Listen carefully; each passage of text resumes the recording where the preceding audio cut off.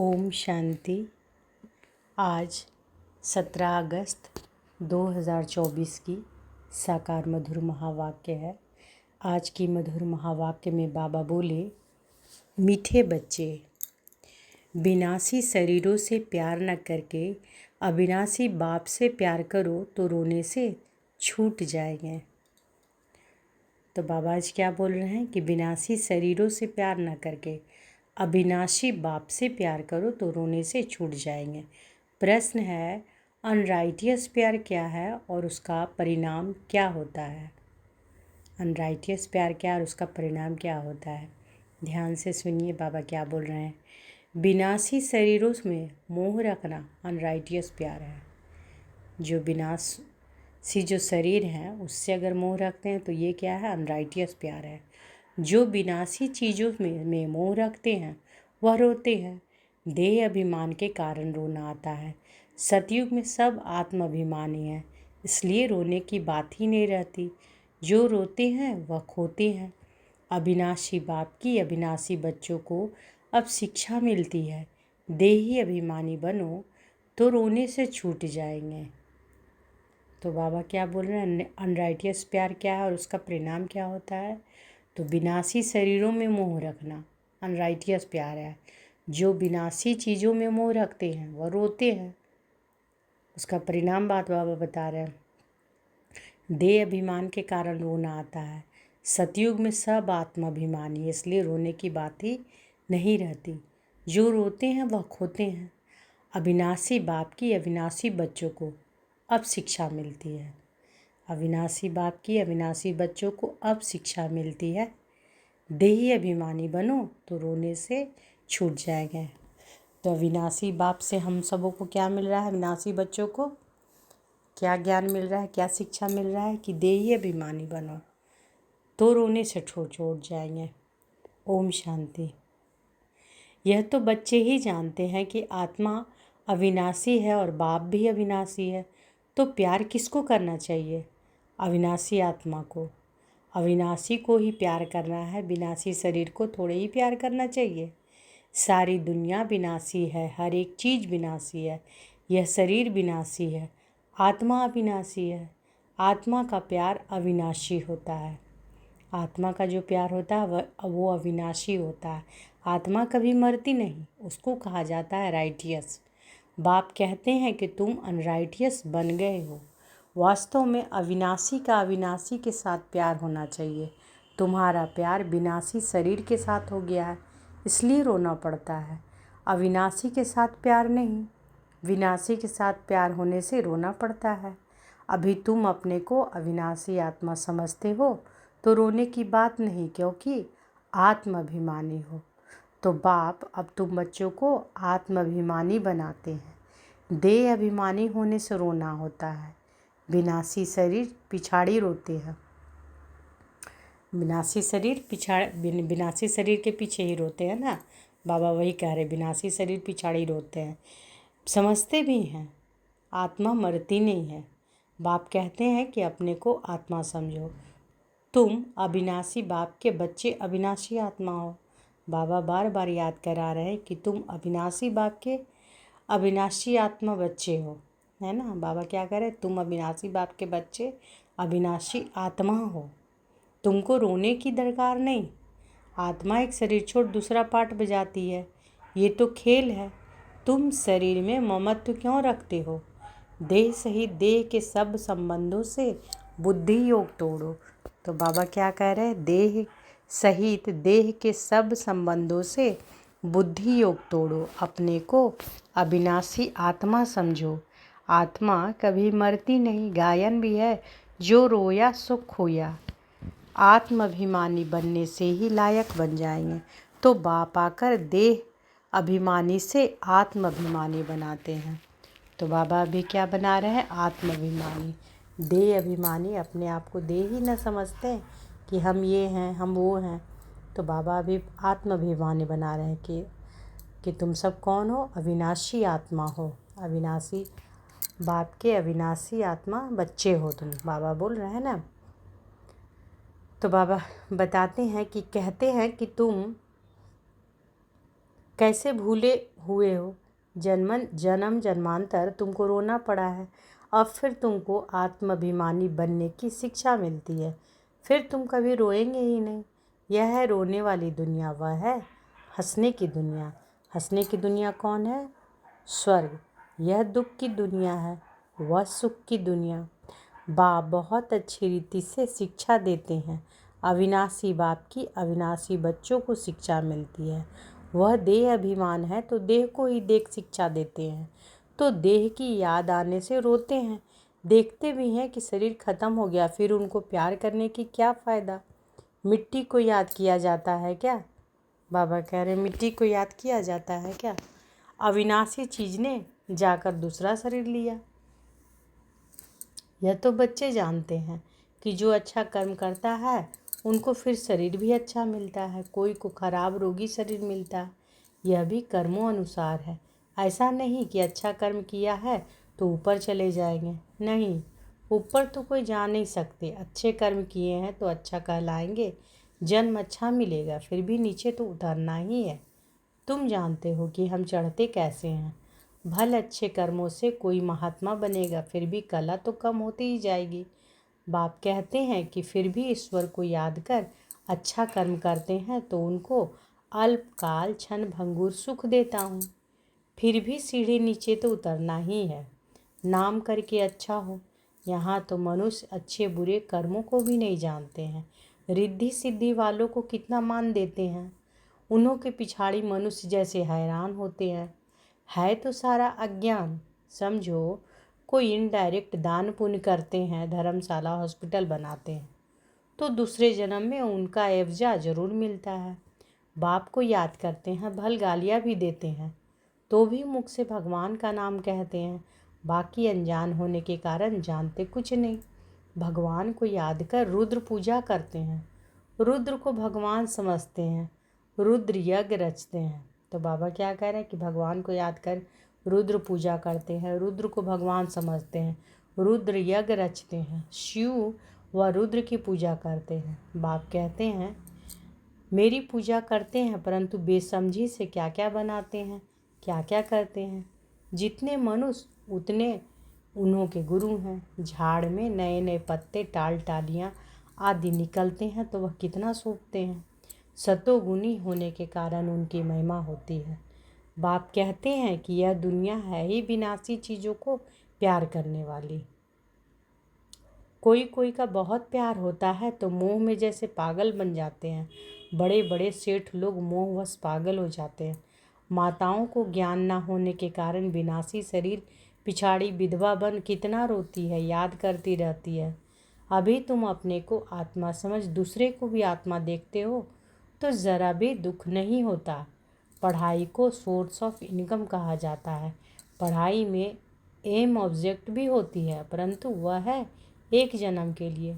Government से पगार मिलता है, पढ़कर धंधा धोरी करते हैं, तब पैसे आदि मिलते हैं। यहाँ तो फिर बात ही नहीं है। तुम अविनाशी ज्ञान रत्नों से झोली कैसे भरते हो? आत्मा समझती है कि बाबा हमको अविनाशी ज्ञान खजाना देते हैं। भगवान पढ़ाते हैं तो जरूर भगवान भगवती बनाएंगे, परंतु वास्तव में इन लक्ष्मी नारायण को भगवान भगवती समझना रॉन्ग है। अभी तुम बच्चे जानते हो। ओहो, जब हम देह अभिमानी हो जाते हैं तो हमारी बुद्धि कितनी डिग्रेड हो जाती है। जैसे जानवर बुद्धि बन जाते हैं। जानवरों की सेवा भी बहुत अच्छी होती है। मनुष्यों को तो कुछ भी नहीं। रेस के घोड़े आदि की कितनी संभाल होती है।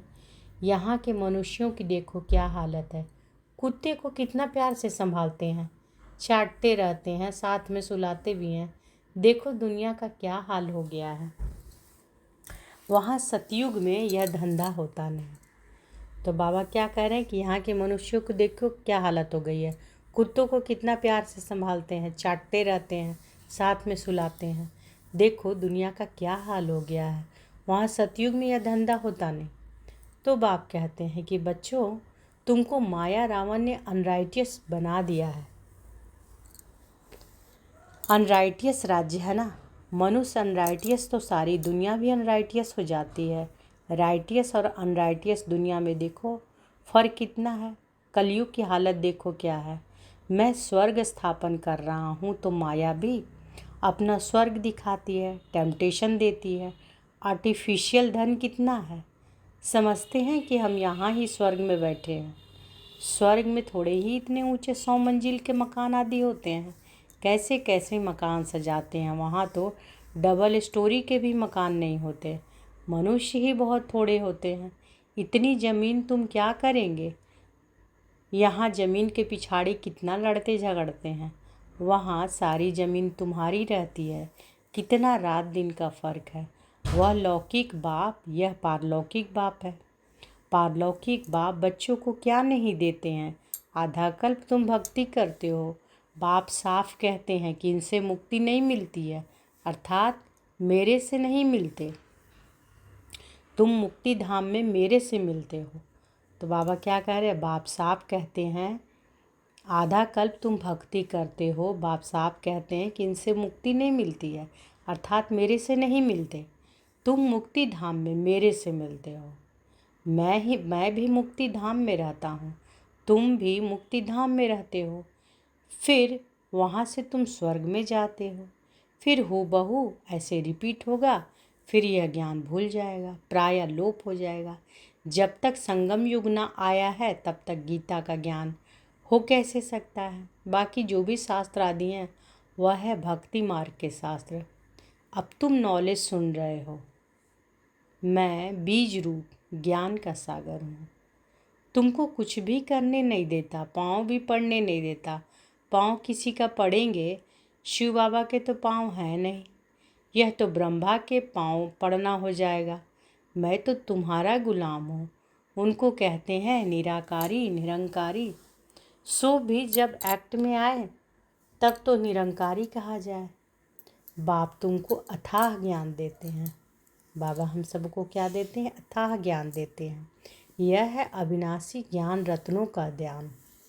यह है अविनाशी ज्ञान रत्नों का दान। फिर जो जितना लेवे अविनाशी ज्ञान रतन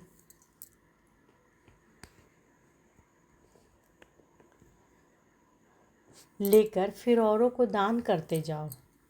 इन रत्नों को के लिए ही कहा जाता है कि एक एक रतन लाखों के हैं। कदम कदम पर पदम देने वाला तो एक ही बाप है। सर्विस पर बड़ा अटेंशन चाहिए। तुम्हारा कदम है याद की यात्रा का, उनसे तुम अमर बन जाते हो। वहाँ मरने आदि का फिक्र नहीं होता। वहाँ मरने आदि का फिक्र होता नहीं। एक शरीर छोड़ दूसरा लिया। मोहजित राजा की कथा भी सुनी होगी। यह तो बाप बैठ समझाते हैं। अब बाप तुमको ऐसा बनाते हैं। अभी की ही बातें हैं। रक्षाबंधन का पर्व भी मनाते हैं। यह कब की निशानी है, कब भगवान ने कहा कि पवित्र बनो। बाबा कह रहे हैं कब भगवान ने कहा कि पवित्र बनो। यह मनुष्यों को क्या पता कि नई दुनिया कब, पुरानी दुनिया कब होती है, यह भी किसी को पता नहीं। इतना कहते हैं कि अभी कलयुग है, सतयुग था अभी नहीं है। पुनर्जन्म को भी मानते हैं, 84 लाख कह देते हैं, तो ज़रूर पुनर्जन्म हुआ ना। निराकार बाप को सब याद करते हैं। वह है सब आत्माओं का बाप, वही आकर समझाते हैं। देहधारी बापू तो बहुत है, जानवर भी अपने बच्चों के बापू हैं। उनके लिए तो ऐसा नहीं कहेंगे कि जानवरों का बाप। सतयुग में कोई कुछ किच्चड़ पट्टी होती नहीं। जैसा मनुष्य वैसा फर्नीचर होता है। वहाँ पंछी आदि भी फर्स्ट क्लास खूबसूरत होते हैं। सब अच्छी अच्छी चीज़ें होंगी। वहाँ फल कितना स्वीट बड़े होते हैं। फिर वह सब कहाँ चला जाता है, स्वीट से निकल कड़ुआहट आ जाती है। थर्ड क्लास बनते हैं तो चीज़ें भी थर्ड क्लास बन जाती है। सतयुग में फर्स्ट क्लास तो सब चीज़ें फर्स्ट क्लास होती है। तो सतयुग में फर्स्ट क्लास तो सब चीज़ें क्या होती है, फर्स्ट क्लास होती हैं। कलयुग में है थर्ड क्लास, सब चीज़ें सतो रजो तमो से पास होती है। यहाँ तो कोई मज़ा नहीं।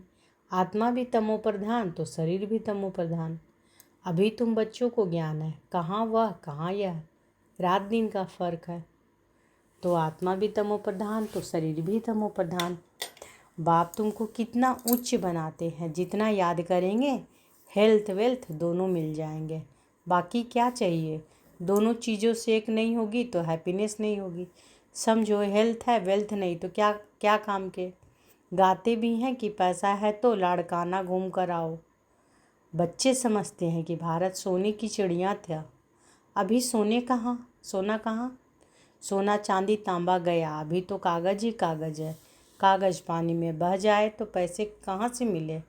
सोना तो बहुत भारी होता है, वह वहाँ ही पड़ा रहता है, आग भी सोने को जला ना सके। तो यहाँ सब दुख की बातें हैं, वहाँ यह सब बातें होती नहीं। यहाँ इस समय अपार दुख है, बाप आते ही तब हैं जब अपार दुख है, कल फिर अपार सुख होगा। बाबा तो कल कल पाकर पढ़ाते हैं। यह कोई नई बात थोड़े ही है, खुशी में रहना चाहिए। खुशी ही खुशी, यह अंत की बात है। अतेंद्रिय सुख गोपियों से पूछो, पिछाड़ी में तुम बहुत अच्छी रीति समझ जाते हो। रियल शांति किसे कहा जाता है? रियल शांति किसे कहा जाता है, यह बाप ही बतलाते हैं। तुम बाप से शांति का वर्षा लेते हो, उनको सब याद करते हैं। बाप शांति का सागर है। बाप समझाते हैं कि मेरे पास आ कौन सकते हैं, फलाना फलाना धर्म फलाने फलाने समय पर आते हैं। स्वर्ग में तो आ न सके। सभी साधु संत ढेर निकल पड़े हैं, उन्हों की महिमा होती है। पवित्र है तो उनकी महिमा जरूर होनी चाहिए। अभी नए उतरे हैं, पुरानों की तो इतनी महिमा हो न सके। वह तो सुख भोग तमो प्रधान में चले गए। कितने ढेर गुरु किस्म किस्म से निकलते जाते हैं, इस बेहद के झाड़ को कोई जानते नहीं है। बाप समझाते हैं कि भक्ति की सामग्री इतनी है जितना झाड़ फैला होता है, ज्ञान बीज कितना थोड़ा है। भक्ति को आधा कल्प लगता है, यह ज्ञान तो सिर्फ बस एक अंतिम जन्म के लिए है। ज्ञान को प्राप्त कर तुम आधा कल्प के लिए मालिक बन जाते हो। भक्ति बंद हो जाती है, दिन हो जाता है, अभी तुम सदा काल के लिए हर्षित बनते हो। इसको कहा जाता है ईश्वर की अविनाशी लॉटरी। तो बाबा क्या कह रहे हैं, अभी तुम सदा काल के लिए हर्षित बनते हो, इसको कहा जाता है ईश्वर की अविनाशी लॉटरी। उसके लिए पुरुषार्थ करना पड़ता है। ईश्वरीय लॉटरी और आसुरी लॉटरी में कितना फ़र्क होता है। अच्छा, अब बाबा का याद प्यार लीजिए। मीठे मीठे सिकी लदे बच्चों प्रति माता पिता बाप दादा का याद प्यार और गुड मॉर्निंग। रूहानी बाप की रूहानी बच्चों को नमस्ते। हम सब रूहानी बच्चों की रूहानी माता पिता बाप दादा को याद प्यार, गुड मॉर्निंग और नमस्ते नमस्ते नमस्ते। शुक्रिया बाबा, शुक्रिया। धारणा के लिए मुख्य सार। पहला धारणा करने के लिए बाबा बोले हैं, तुम्हारे याद के हर कदमों में पदम है, इससे ही अमर पद प्राप्त करना है। अविनाशी ज्ञान रतन जो बाप से मिलते हैं उनका दान करना है। दूसरा, आत्माभिमानी बन अपार खुशी का अनुभव करना है। शरीरों से मोह निकाल सदा हर्षित रहना है, मोहजीत बनना है। आज बाबा वरदान दिए हैं तो अनुभव करें कि बाबा का वरद हस्त हमारे सिर पर है और बाबा ने वरदान दिया, हर घड़ी को अंतिम घड़ी समझ सदा रूहानी मौज में रहने वाली विशेष आत्मा भव। हर घड़ी को अंतिम घड़ी समझ सदा रूहानी मौज में रहने वाली विशेष आत्मा भव। संगम युग रूहानी मौजों में रहने का युग है, इसलिए हर घड़ी रूहानी मौज का अनुभव करते रहो। कभी किसी भी परिस्थिति या परीक्षा में मूंझना नहीं, क्योंकि यह समय अकाले मृत्यु का है। थोड़ा समय भी अगर मौज के बजाय मूंझ गए और उसी समय अंतिम घड़ी आ जाए तो अंतमति सुगति क्या होगी। इसलिए वरेडी का पाठ पढ़ाया जाता है। एक सेकेंड भी धोखा देने वाला हो सकता है, इसलिए स्वयं को विशेष आत्मा समझकर हर संकल्प बोल और कर्म करो और सदा रूहानी मौज में रहो। स्लोगन है, अचल बनना है तो व्यर्थ और अशुभ को समाप्त करो। अचल बनना है तो व्यर्थ और अशुभ को समाप्त करो। तो आज के मधुर महावाक्य में बाबा क्या बोले? बाबा बोले, विनाशी प्यार शरीरों से प्यार ना करके अविनाशी बाप से प्यार करो तो रोने से छूट जाएंगे। विनाशी शरीरों से मोह नहीं रखना है, क्योंकि यह अनराइटियस प्यार है। बाबा कहते हैं ना कि विनाशी चीज़ों से मोह रखते हैं वह रोते हैं। देह अभिमान के कारण ही न रोना आता है। और सतयुग में सब क्या रहते हैं? आत्म अभिमानी, इसलिए वहाँ रोने की बात नहीं होती।